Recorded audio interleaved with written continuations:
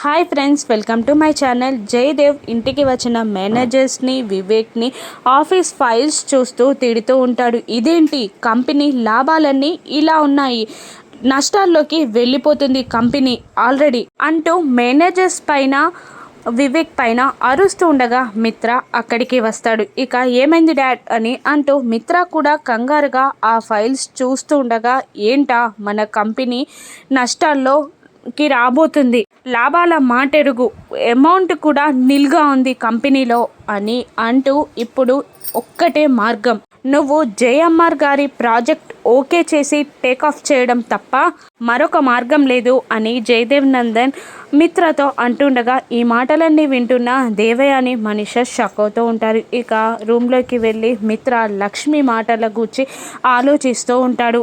లక్ష్మి, అర్జున్ ఇద్దరూ కలిసి జేఎంఆర్ గారి ప్రాజెక్ట్ని టేకాఫ్ చేయమని అడిగిన విషయాలన్నీ మిత్ర గుర్తు తెచ్చుకొని ఆ ప్రాజెక్ట్ని టేకాఫ్ చేయాలా అని ఆలోచిస్తూ ఉండగా, మనీష మిత్ర దగ్గరికి వచ్చి, ఏంటి మిత్ర, మీ నాన్నగారు అన్నట్టు జేఎంఆర్ గారి ప్రాజెక్ట్ని నువ్వు టేకాఫ్ చేస్తావా, లక్ష్మికి దగ్గరవుతావా అని మిత్రని అడుగుతూ ఉండగా, మిత్ర ఆలోచనలో పడిపోతాడు.